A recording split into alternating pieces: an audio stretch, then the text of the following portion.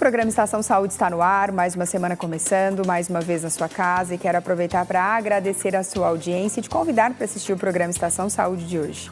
Hoje nós trazemos um tema muito interessante, não só para mulheres, como também para homens que têm se interessado muito por esse tema. Métodos contraceptivos. Se você é mãe, se você é vó, madrinha ou mulher, é muito importante você prestar atenção em tudo que vamos conversar aqui, porque com certeza sempre surge alguma dúvida relacionada aos métodos contraceptivos. Hoje eu estou tendo o prazer de receber aqui no estúdio a ginecologista e obstetra, a doutora Gabriela Tcheli. Seja muito bem-vinda, querida, ao programa. Obrigada pelo convite.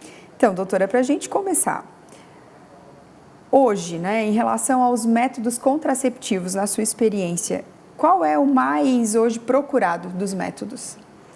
Disparado ainda é a pílula anticoncepcional, tá? Ela é, digamos assim, a coisa mais fácil de acesso, né? Então, a maior parte das pacientes hoje ainda usa a pílula anticoncepcional, mas já está havendo um crescimento na procura dos DIUs, né? Os métodos de longa duração, os DIUs, Implanon, que é o implante, de anticoncepção. Tem havido um aumento, mas a gente ainda não pode dizer que ele é a maioria. E já entrando nessa questão do anticoncepcional, acho que de repente você que está em casa já deve ter ouvido falar, E às vezes, é como a doutora falou, às vezes é um método mais barato, método que está mais à disposição das pessoas, porém, ouve-se falar muita coisa, como o risco de trombose, por exemplo, Se a doutora puder explicar um pouquinho para quem está nos assistindo, o que é esse risco de trombose para quem usa anticoncepcional? Assim como qualquer remédio, a gente tem os efeitos colaterais que podem acontecer, Se vocês forem ler a bula do anticoncepcional, ela é bem extensa. E um dos riscos comprovados é um aumento no risco da trombose, Então, o estrogênio, principalmente, que é um dos componentes da pílula, ele é altamente trombogênico. Então, ele pode aumentar o risco dessa paciente de trombose. Em média, 2 vezes o risco do seu risco basal. Então, a gente tem que ter uma ideia mais ou menos do risco basal daquela paciente. Então, se ela é sedentária, obesa, se ela já teve alguma trombose prévia, tem alguma doença maligna, usa alguma medicação, tem história de trombofilia, de alguma doença gestacional que pode nos inferir, que tem alguma trombofilia, algum problema relacionado à trombose, a gente sabe que aquela paciente parte de um risco maior. Então, ela vai duplicar aquele risco. Uma paciente magra, não sedentária, praticante de atividade física, que não tem nenhuma doença, não usa nenhuma medicação, nunca teve nenhum problema de saúde, a gente imagina que essa paciente tem um risco baixo. Então, ela vai duplicar um risco baixo, vai continuar baixo, Mas a gente não pode negar que existe esse risco. A gente sempre vai ver manchetes, de fulana de tal, teve uma trombose e usava anticoncepcional. Sim, a primeira coisa que vão perguntar para uma mulher jovem que teve uma trombose é se ela usa anticoncepcional, porque pode ser o causador da trombose dela. Então, para as pessoas ficarem mais tranquilas quando a pessoa inicia, e aí que fique, era esse ponto que eu queria chegar. Porque como a gente sabe que o anticoncepcional é algo que muitas pessoas compram sem receita, E é algo muito sério, fica aqui o alerta, eu já falei várias vezes sobre isso e eu acho importante a gente reforçar, principalmente adolescentes, mãe de adolescente, Ah, minha amiga toma e para ela deu certo, só porque tem essas perguntas importantes que a doutora fez, desses riscos, porque por mais que seja uma adolescente, há risco também, ou não? Claro, como qualquer remédio, a gente tem que calcular o risco daquela paciente receber, É obrigatório usar o anticoncepcional? Não, mas a gestação aumenta em 20 vezes o risco da trombose. O puerpério, 42 vezes. Nossa. Então, a gente tem que também colocar isso um peso, A paciente tem 15 anos, tem um namoradinho, está começando a vida sexual, precisa de uma anticoncepção, a gente tem que pesar. Ela vai aumentar em 2 vezes o risco dela de trombose, mas será que não vale a pena proteger contra a gestação? A gente sempre tem que avaliar isso e na consulta a gente vai conversar com ela também sobre todos os outros métodos contraceptivos. Nem sempre um método com estrogênio vai ser a principal indicação para ela, às vezes ela vai optar por outras coisas. Certo. Dentro do anticoncepcional, doutora, tem alguma novidade, algo assim que esteja para mudar sobre o método do anticoncepcional via oral ou não? Porque geralmente tem umas novidades aí, Por exemplo, andou falando, nem sei se era verdade ou não, mas de anticoncepcional para homem, a doutora viu? Isso. Eu li, não chegou para nós ainda e não tem nada de novidade, sejamos bem sinceros, Sim. né? Os anticoncepcionais, a gente tem várias opções que às vezes as pacientes não sabem que existem, por exemplo, adesivo, anel vaginal, até os próprios DIUs, elas não sabem como funciona, como que seria, né? Tem um implante subdérmico também, que é uma opção, mas isso não é mais novidade, já tem muito tempo no mercado, né? Não tem nada novo atualmente. Sim, certo. Então, tudo que você vê por aí, né? Porque às vezes coisas que estão acontecendo lá fora, não necessariamente aqui, nem tudo, né, que é publicado em jornais é realmente verdade, né? Então, a gente precisa... Nem sempre já está disponível, né, para uso. Também tem que avaliar bem a fonte, né, da onde o pessoal vê as coisas. E vamos falar agora sobre o DIU, que a doutora já comentou algo, né? Quais são os tipos de DIU hoje que existem? A gente tem 2 grandes grupos de DIU hoje, basicamente, né? Que são os DIUs não medicados, DIU de cobre, cobre prata, e tem os DIUs medicados, que é o Mirena ou Cailina, tá? O DIU de cobre, ele não tem hormônio nenhum, né? É um dispositivo que a gente coloca dentro do útero, ele dura 10 anos, ele não interfere em nada com o ciclo menstrual. Ele tem um mecanismo, né, que faz com que a mulher não engravide. Ela continua menstruando, continua tendo cólica, TPM, tudo normal, né, como se não estivesse usando nada. Ele pode aumentar um pouco o fluxo de sangue e um pouco a cólica. Então, por isso que criaram o DIU de cobre prata, que a ideia era diminuir um pouco esses efeitos colaterais. Com isso, a gente perdeu o tempo de DIU. Em vez de 10 anos, ele dura 5. Mas tem mulheres que não sentem absolutamente nada, né? Tem o seu fluxo, tem um pouquinho de cólica, mas totalmente tolerável, não sentem nada de cólica e é um método super seguro. E a gente tem os DIUs Mirena e o Cailina, são DIUs medicados. Ele tem uma progesterona dentro dele, um hormônio, que vai sendo liberada gradualmente. No caso do Mirena, dura 8 anos e no caso do Cailina, 5 anos. Eles têm o mesmo hormônio, só que em quantidades diferentes. E a gente foi criado o Cailina para tentar ser um pouquinho menor, mais fininho, para se acomodar melhor em úteros mais jovens, de quem nunca gestou, né, meninas mais novas, úteros pequenos. Ele se acomoda melhor, tem menos chance de expulsão, mas ele promete menos amenorreia. O Mirena, ele consegue bloquear a menstruação mais vezes. Então, mulheres que têm fluxo aumentado, que se incomodam muito com a menstruação, se beneficiam com o Mirena. O Cailina mantém a menstruação, geralmente um pouco menos, mas, né, uma vez por mês vai ter aquele sangramento. Certo. O programa Estação Saúde vai para um rápido intervalo, mas a gente já volta. Fiquem ligadinhos com a gente.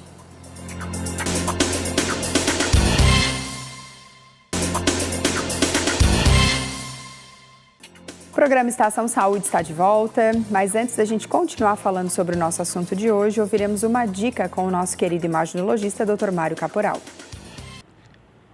A boca é um órgão importante que compõe o nosso sistema digestivo.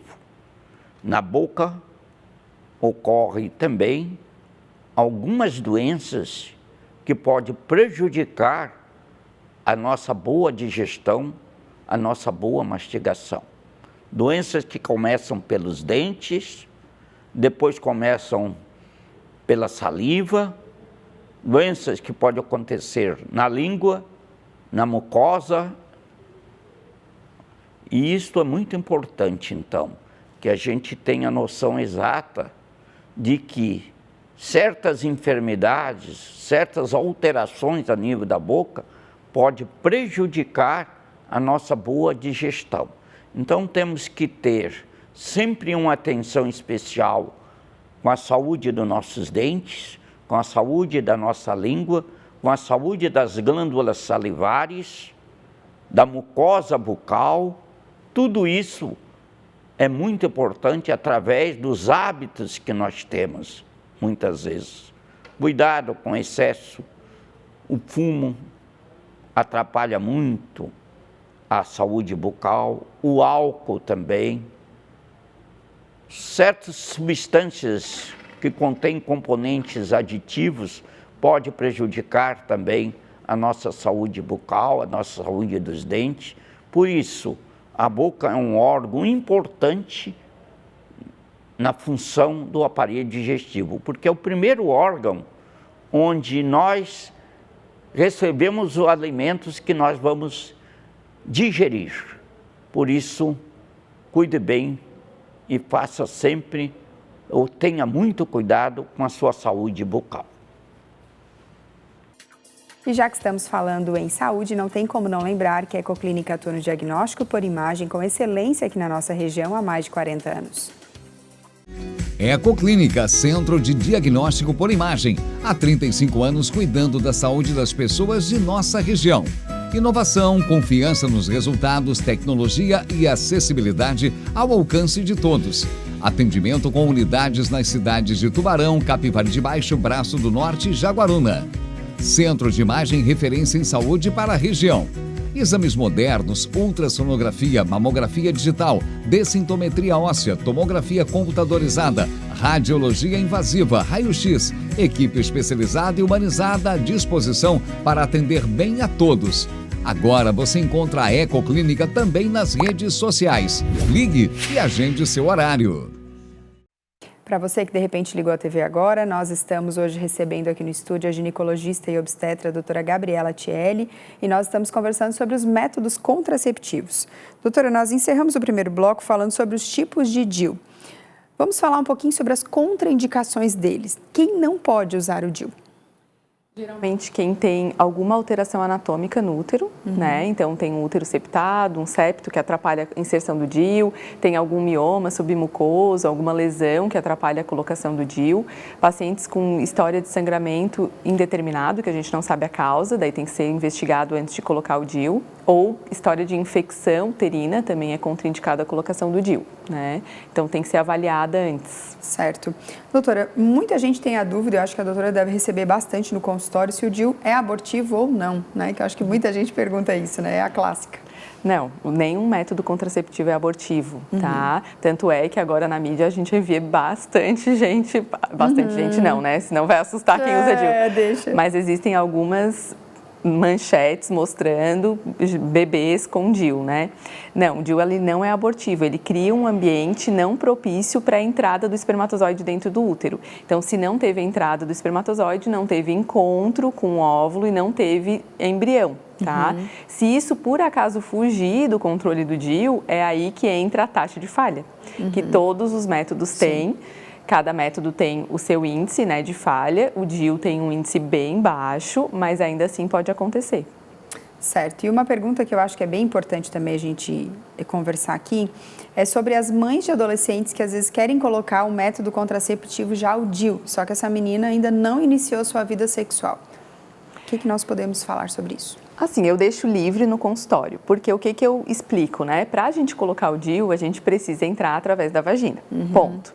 Ali a gente tem o ímen, né? O ímen é uma pelezinha que vai se romper durante a relação sexual, mas não é o ato sexual em si, né? Então, se a gente romper esse ímen, a gente tem que perguntar para aquela família, para aquela menina, isso é muito importante para ti, tu vai se sentir muito agredida se isso acontecer, então é melhor não colocar o DIU. Ah, não, para mim aquilo é só uma pele, eu não me importo.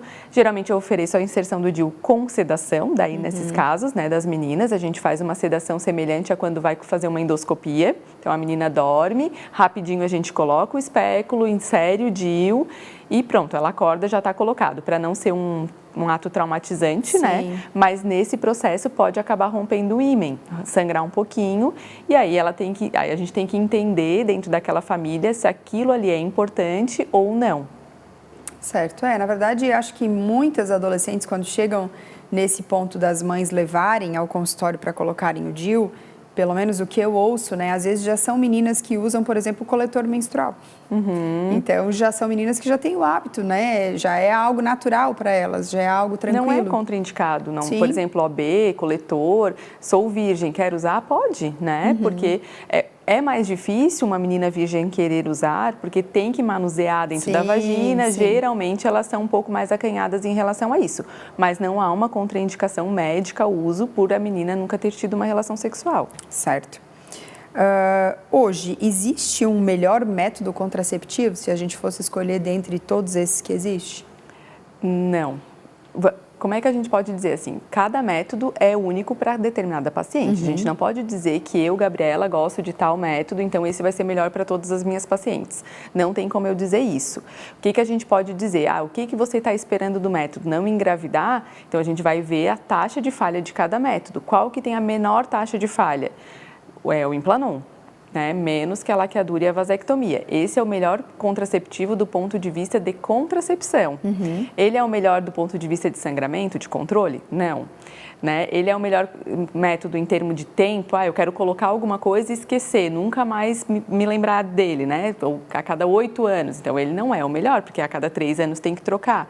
Então, não dá para eu dizer que um método é melhor ao outro. Depende do que a paciente espera de cada método. Entendi. Se a doutora puder falar... Tá, nós vamos para um rápido intervalo, agora que eu vi que não acabou o nosso tempo. Nós vamos para um rápido intervalo, nós vamos voltar falando um pouquinho do Implanon para quem está em casa entender. A gente já volta.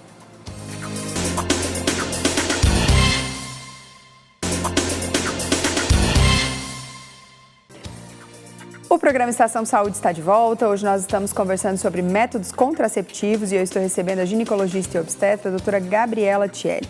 Doutora, em relação ao Implanon, só para quem está em casa entender um pouquinho como funciona esse método. O Implanon, ele é um método que a gente chama de longa duração, tá? Ele faz parte dos LARCs, que são métodos em que a gente insere, né? No caso dele é um bastãozinho que a gente coloca aqui na face interna do braço com anestesia local. Tem um insertor mesmo. No próprio consultório, tá? Ele dura 3 anos e vai liberando gradualmente o hormônio que tem dentro dele, que é uma progesterona, e faz aquela mulher ficar protegida por 3 anos, que é o que vem em bula. Tá? Esse é um método contraceptivo, dentre todos os que a gente tem, é o que menos tem taxa de falha. Mas a mulher continua menstruando? Isso é uma incógnita em relação a ele, porque ele pode ser que bloqueie a tua menstruação, pode ser que tu menstrue uma vez por mês, pode ser que tu menstrue bem raramente, pode ser que tu tenha sangramento abundante ou pouco, mas diário. Sim. Ele não promete controle de sangramento, então tem que colocar e ver como que tu vai responder a esse anticoncepcional. Entendi. Certo. E em relação à laqueadura, né? Como já falamos aí em blocos anteriores, recentemente explodiu aí uma matéria falando de uma paciente que engravidou pós uma laqueadura. O que a doutora tem a nos dizer sobre isso? A laqueadura, ela está muito perto na taxa de falha com o Implanon, tá? Não dá para dizer que assim, o Implanon é superior e é muito distante. Não, a taxa de falha da laqueadura é muito semelhante à taxa de falha do Implanon. É um excelente método contraceptivo, mas é irreversível, tá? Não espere fazer uma laqueadura e achar que depois, se arrepender, vai conseguir reverter. Existe possibilidade de tentar a cirurgia, mas mesmo assim a taxa de sucesso da cirurgia para reversão é muito baixa. Então, a laqueadura ela é interessante para as mulheres que já têm definida a sua prole. Né? Eu não quero mais ter filhos e não vou mudar de ideia, tá? Porque hoje as mulheres acima de 21 anos ou com 2 filhos vivos têm direito a fazer a laqueadura. Então, por exemplo, a mulher nunca gestou, mas tem 23 anos, ela pode optar pela laqueadura. Ela tem que ter o termo de consentimento, assinar com 60 dias de antecedência, né, no cartório. Não que precise ser no cartório, mas para autenticar aquela data que ela assinou, tem que ser 60 dias antes do ato cirúrgico. Então, tem que ter bastante certeza, né? Porque com 23 anos, tu definiu o que tu vai fazer até né, tu terminar a tua vida reprodutiva, é bem... E é comum, doutora, sério? Não? Tem se tornado cada vez mais comum no consultório. Sério? Já recebi algumas pacientes que têm certeza absoluta que não querem ter filhos e vêm com a ideia de fazer a laqueadura. Nossa. Eu não sabia que estava já em 21 a idade. Mudou. Antes era 25, Sim. Agora é 21 anos ou 2 filhos vivos. E hoje a gente tem possibilidade de fazer durante a cesárea. Não que a gente vá indicar uma cesárea para fazer laqueadura. Sim. Mas caso a paciente vá ser submetida a uma cesárea e ela tiver todos os documentos assinados direitinho, ela pode já ser submetida à laqueadura durante a cesariana. Certo. Algo muito importante da gente conversar também é a questão das pessoas entenderem que os métodos contraceptivos, eles protegem em relação às gestações, né? Sim. Mas as ISTs, as infecções sexualmente transmissíveis, elas vêm crescendo, assim, né? E muita gente acha que o fato de usar o método contraceptivo está protegendo para tudo, né? Se a doutora puder falar um pouquinho para trazer essa consciência. Isso, é apenas contra gestação. A gente pode fazer controle de sangramento, né? Um controle do ciclo menstrual, mulheres serem um pouco mais independentes, bloquear o seu ciclo, então isso dá uma independência para a mulher, né? Chega no verão, não quero menstruar, fica lá usando o método contínuo 3 meses. Isso é muito interessante, mas todas as infecções sexualmente transmissíveis não são protegidas com nenhum método contraceptivo, com exceção da camisinha, né? Tanto a camisinha feminina quanto a masculina protegem contra as infecções e elas não podem ser deixadas de lado. A gente teve um aumento muito importante entre mulheres de 15 a 25 anos nas infecções de HIV e sífilis, né? Um aumento muito expressivo e são duas doenças bem faladas, né? Então todo mundo tem medo de ter HIV ou ter medo de pegar uma sífilis, que são doenças conhecidas. Existem inúmeras outras doenças menos faladas, menos famosas e que estão aumentando bastante a incidência no consultório. É uma tristeza, porque são mulheres jovens que às vezes podem ficar inférteis, por exemplo, dependendo de qual doença pegaram, né? Numa fase da vida muito cedo. Sim. E aí fica esse alerta, né, para a gente entender que principalmente não está escrito na testa de ninguém se a pessoa tem uma IST, né? Eu já tive aí a experiência de conhecer pessoas que tratam e tá tudo bem, né? Na época que eu fazia faculdade, meu Deus, vamos lá, 17 anos que eu me formei, a gente via os pacientes, tipo, que eram considerados, né, os portadores de HIV, a gente via, né, caquéticos, assim, tinha já meio que um estereótipo, né, formado das pessoas. E hoje não mais, graças a Deus, há toda uma qualidade de vida estendida, né, há toda uma preocupação em relação a isso. Na minha época, só começava a tomar o coquetel depois que deixava de ser só um vírus e passava para um outro estágio, né? Hoje não, hoje a pessoa tem o positivo, ela já começa a tratar, então já tem toda uma diferença e isso deixa essa pessoa ter uma vida normal, né? A gente tem muitos casos que a gente vê, pacientes que vão no consultório, tu nem imagina, né? Não tem nenhum tipo de estereótipo que antigamente tinha e que ali tem. Um HIV, tem uma hepatite, tem uma sífilis, então tem que se cuidar. E aí o problema que eu vejo às vezes é a falta, né, do senso, né? Tipo, eu sei que eu tenho, mas eu não sei quem me passou, então eu vou passar geral, né? Isso é muito preocupante. Então fica esse alerta. Quero te agradecer, muito obrigada, né, pela tua disponibilidade. Eu sei o quanto é difícil estar aqui nesse horário e quero deixar esses últimos 2 minutos para a doutora divulgar onde atende, as redes sociais. Fique à vontade. Eu que agradeço por ter vindo aqui. Para a gente é um prazer, né, poder trazer um pouco de educação em saúde, né, de uma forma bem baseada cientificamente. Eu atendo no Complexo Médico Provida, no 7º andar do prédio novo.